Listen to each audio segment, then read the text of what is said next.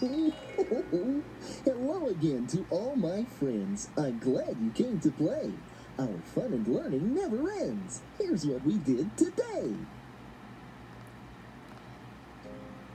Sometimes windy days make us sad because we can't go outside to play.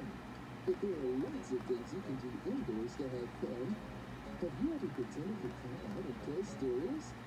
You can read books or do the limbo with friends. How low can you go? Tasha looked very pretty in the dress she made out of our parachute. It's fun to be a ringmaster in a pretend circus. Min was a dancer. You could be the lion tamer. Counting these sheep helped Jason fall asleep. And they went right back into their storybook. Drawing pictures is fun on any kind of day. You can draw a mouse like this one.